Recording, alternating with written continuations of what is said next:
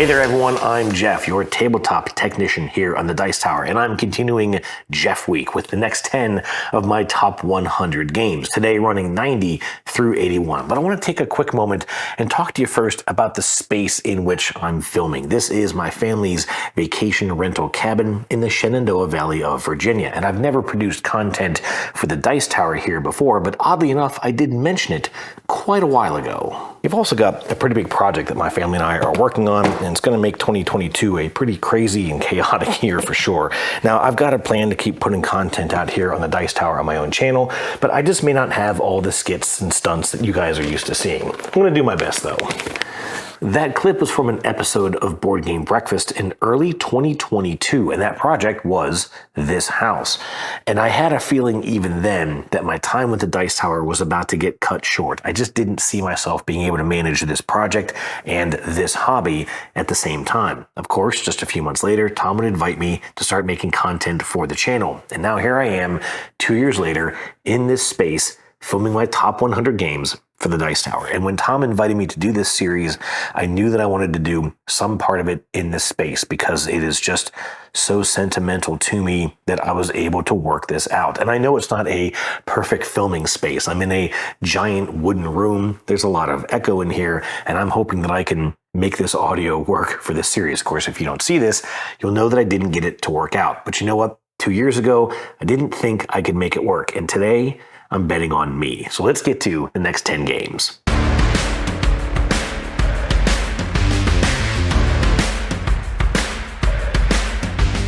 My number 90 on this list is Caper Europe. This is a strictly two-player game from Keymaster.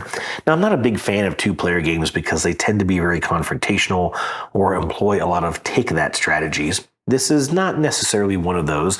This is more of a drafting game, which is also admittedly not one of my favorite mechanisms in a game, but you're drafting these cards and then playing various sort of thieves or gang members and also equipment to each of these 3 theaters in these different European cities that you can play in. And there's a decent amount of variability in these different cities that you can play. You've got Paris, you've got London and some others, and they all play in a unique way. The systems of the game, the mechanisms of drafting, that's all pretty much the same, but you kind of have different combos, different things score different ways in each city, and it really does change up the way that you need to play.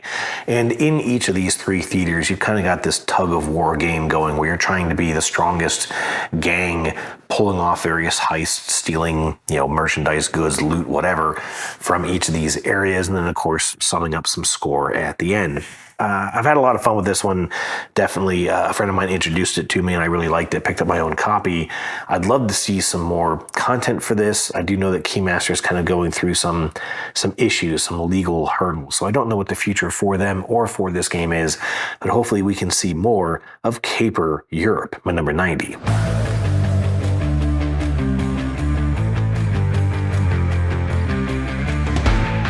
It is a bit ironic that I started off this list talking about two-player games because my number 89 is Air, Land, and Sea. This is from Arcane Wonders, and it is another two-player game. And oddly enough, it is another one that uses 3 different theaters of war. In this case, you're battling across air and land and sea. What I've really enjoyed with this one is it is a very simple card game. If I remember, there are 18 cards in the game. Each player gets 6, and 6 are not used. And so you don't exactly know what is in play, even just based on the cards that you're currently holding. You're trying to amass the greater combat value on each of these 3 theaters and, just playing cards out. But some cards may be placed face up, face down, changing the value, changing the way that they work. When cards get flipped face up, they trigger their effects. They add their value into that theater. But you could also be flipping over your opponent's cards. It is a very tactical and very thinky game with a very, very small footprint, very, very easy rules to learn, but just so much in how this works. And I found it just a fascinating game to play. There is another it's a standalone expansion, I believe, called Spies, Lies, and Supplies, if I recall. I have never gotten to play that, but I really enjoyed my time with Air, Land, and Sea. It's a war game that plays out in maybe 20 minutes. Again, very, very thinky, but very quick, and just something that I've really enjoyed the puzzle of. It's a game that can really make you just kind of sit there and scratch your head as you're trying to think of just the right order of playing your cards, but then of course trying to react to various effects that your opponent has going. And if at any point things aren't going your way, you can just simply retreat from that particular round. Your opponent will get points, but they'll get less points than they would normally get if they completely win the match. If everyone is out of cards, then the winner gets the most points. But if you kind of retreat early and you're still holding some cards, then they get less points. And that keeps things really, really interesting in Air, Land, and Sea, my number 89.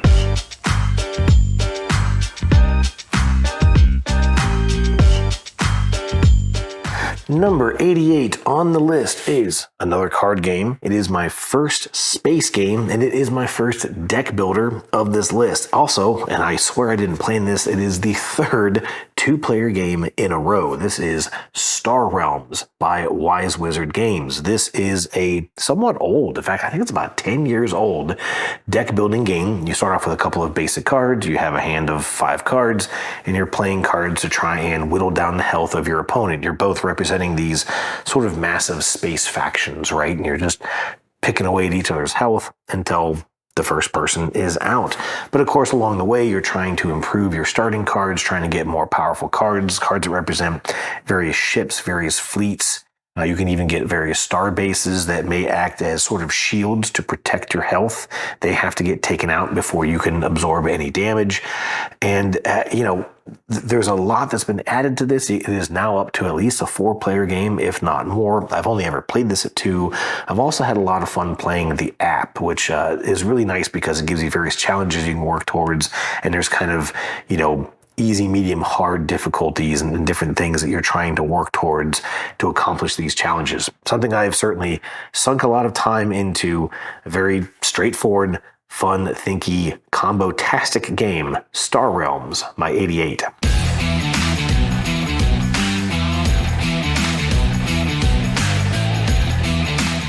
Number 87, as I've said before, time for something completely different. This is, I believe, the first and only farming game on this list, and also, I believe, the first and only Uwe Rosenberg game on this list. This is Hallertau. This is actually a game that I did talk about a long time ago, again, on an episode of Board Game Breakfast. This is a farming game. You're trying to collect various resources, spend those resources to upgrade, I believe, 5 or 6 different structures of your farmhouse, one of them being a brewery. And once you've gotten everything upgraded enough, you then upgrade your farming house altogether, which is kind of a free action, just automatically upgrades. And all these things are giving you points through the end of the game. This game never really quite reached the stardom, I think, of a lot of other Uwe Rosenberg games, and so it's a little harder to get to the table. But it's a very challenging blend of sort of worker placement, obviously resource management. It's a game that I think is pretty easy to just forget something. Forget that, oh man, I'm one wool shy or 1 brick shy of where I need to be, and I'm not gonna be able to make this upgrade, and I'm gonna be sort of set back because you can only upgrade so much in each round. There is this weird system, these boulders, that kind of keep you from just upgrading one particular building right off the chart, making the game much easier for you. And so they kind of act as these, stop mechanisms to keep a player from just running away with a particular upgrade. And so you've got a lot you need to manage in each turn, and it just makes it a very interesting challenge. Great game. I hope I can get this one to the table more often. Again, it's a little tough to get played because folks just don't really know it. And of course, making hops in Germany, maybe not everyone's favorite theme, but certainly one I've enjoyed. My number 87, Hallertau.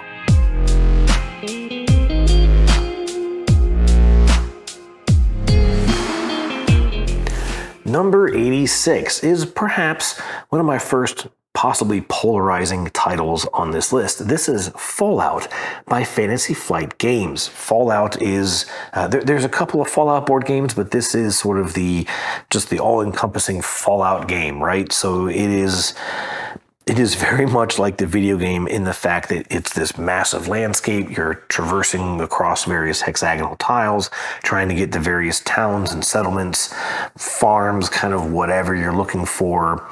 quest triggers or various missions that you can accomplish. There is a huge deck of cards that sort of act as the driving story system. Cards may, you get through one card, it tells you to reveal the next card. You may go to a place and sort of get a quick challenge that, depending on how you accomplish it, it adds additional cards in other decks, letting other things eventually, reveal themselves as things you can do in the game.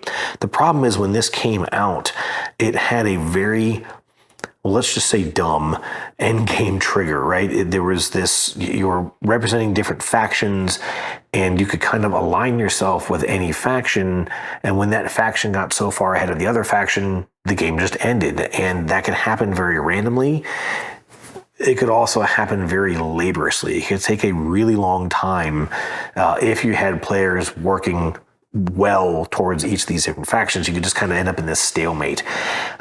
They've done a lot to try and sort of fix this. There is, I believe, the Atomic Bonds expansion, which just made this a straight up cooperative game, and that has been fairly well received, but by a much smaller part of the community. Not a lot of people stuck with the game up to that point.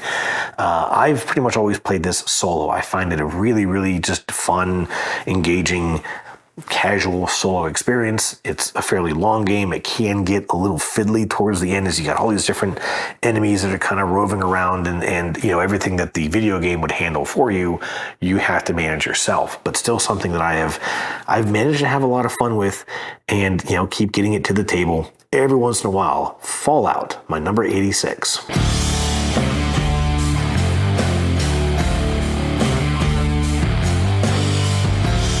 Number 85 is the next heavy game of this series. If you consider Hallertau to probably be the first truly heavy game, this one is Flotilla by WizKids. This is a game that I had never heard of. I had never seen it played, but I kept seeing it on the shelf of a game store near my hometown in Virginia. And I just kept seeing it. It was a 3-player minimum game, so I never picked it up since I do a lot of my gaming at 2-player. And I finally had a chance to pick this up at a discount from a different store, and it took me a while to finally get it to the table. And wow, what a crazy experience. I cannot begin to go through everything that this game does, but it mixes some systems of games like Concordia, where you're playing cards to do various effects, but then eventually you have to play, I believe it's your captain card, lets you pick everything back up. You have different guilds that you're sort of working with and trying to gain favor with, that lets you gain other cards, lets you gain resources. But the biggest thing about this game, the idea being that it is sort of this post-apocalyptic world, almost like the Waterworld movie, where everything's water. Everything's been flooded on Earth. And basically everyone's living off of boats, almost Mad Max style. And yet some folks can decide, well, you know what? I'm done living the water life. I'm going to build, I'm going to add on to the flotilla, this sort of massive floating city. And you sort of chop up your boats and use them to add structure onto this flotilla, and then you live there. And so now, instead of going out and diving for various treasures and resources, you're now buying those resources to continue to build out on your flotilla. And this game it's so weird, but it is really good. There's these really unique milestones and challenges you're working toward to get points. There is just a lot going on, far more than I can get into here in this game or in this video, but something that, the few times I've gotten this to the table, it is just such a thinky and complicated experience, something that really just gets you immersed into this environment, this sort of theme, and that is Flotilla, my number 85.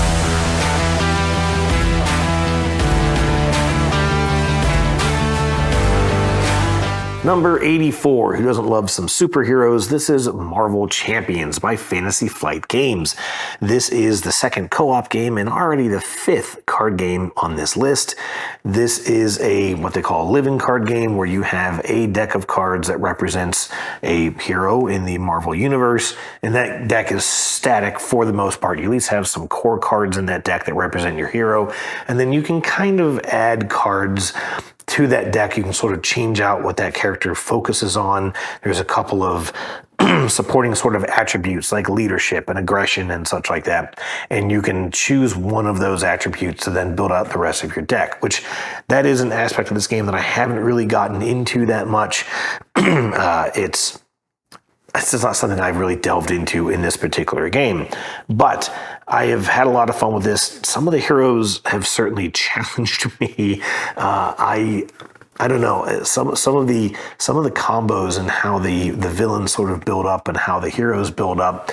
There are certain heroes that work better against certain villains, and I just haven't mastered all of that. But it's a good game to break out, and you want something that's, you know, certainly cooperative. Maybe you don't feel like playing a head-to-head game. And of course, as I said, who doesn't love some Marvel superheroes? I'm not really big into the Marvel universe. In fact, most of my experience with Marvel has been the MCU films, but it has been neat still for me to then pick up these decks of cards and sort of understand how they work, at least based on what I've learned of that character from the MCU. And so, you know, I break this out every once in a while. Not something that gets played super frequently. It can get a little confusing, I think, in how some of the cards work, and sometimes you're just kind of sitting there scratching your head going, I don't really know if I'm playing this the way that I'm supposed to be. But it's a game that it doesn't really matter if you fluff it a little bit, just having some fun, whipping up on some villains in Marvel Champions, my number 84.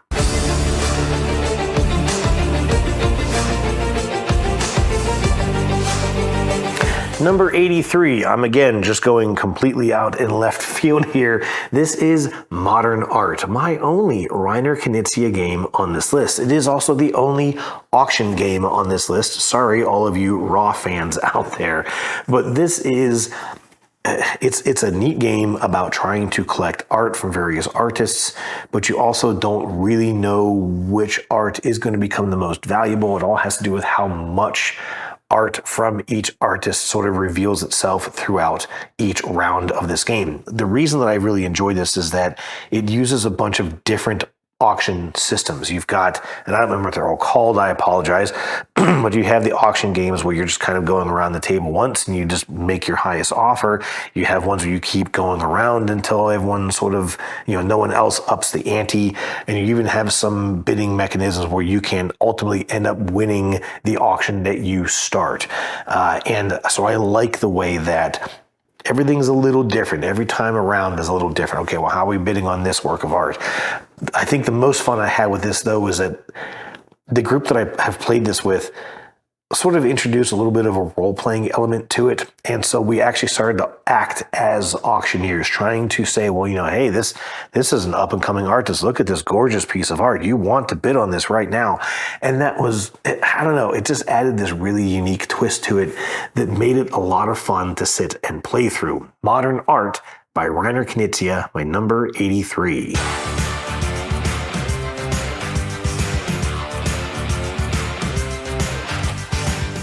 Number 82 on this list is the first bag builder, and I believe there's only 2 of these on the list. This one is Altiplano, and I'm sure I can hear some of you going, wait, he picked this one on his list? You know, the thing with Altiplano is you are building this bag of various chips. They represent different resources, maybe some coins, and then you are playing them out to trigger various actions, but as they get used, they go into a little bin, a little cardboard tray, and when your bag is empty, you then dump that tray back into the bag, which means that it behaves much more like a deck builder, and that's fine with me because I love deck building games. I also don't like bag building games that work more like the game of Quacks, where you have to kind of reset that bag for each round, and of course, that's a push your luck type game, and so things are kind of bad things, I should say, are coming out of that bag. This one's a much more straightforward game in that, like I said, you're collecting these tokens that represent various resources. You're using them to trigger actions, maybe fulfill contracts, build a house, or do other things. You're eventually trying to move them into this warehouse that give you a bunch of scoring at the end of the game. But once they go to that warehouse, they stay there, which means you're sort of reducing the options, the actions that come out of this bag by putting those things into your warehouse. And so you have to be very thoughtful about when you trigger when you make those decisions. I have not played this very often, and in fact, I realized I didn't bring any of these games here to the cabin because, well, there's a lot of reasons that I didn't want to drag a bunch of games out here to Shenandoah. However, I don't have this game, but as I was kind of looking to refresh myself on what this game does, I've realized that I really should get this one into my collection. Number 82, Altiplano.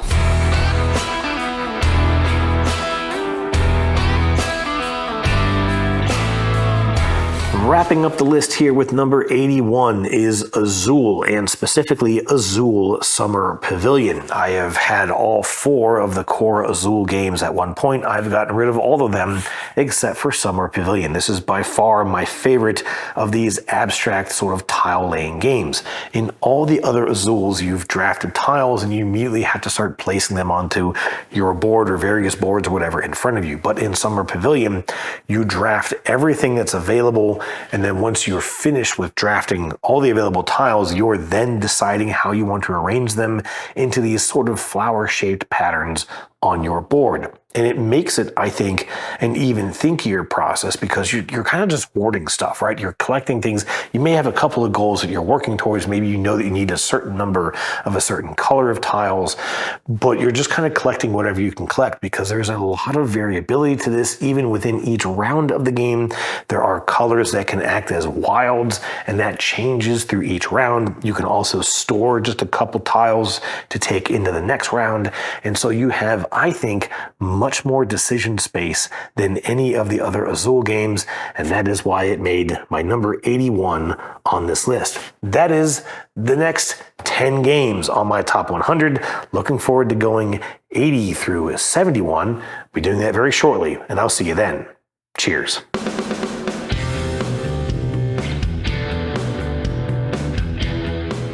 Hey everybody, thanks for watching another video from the Dice Tower. Hey, you want to learn more about us, communicate with us? We have a Facebook group, we have a Discord channel, lots of different ways to get involved with the Dice Tower. And you can find that in our Linktree link below. So just click that, it will take you and you can communicate with us on Facebook, join our Facebook groups. There's lots of cool things that you can find and become part of the Dice Tower. Thanks so much for watching. I'm Tom Vassell.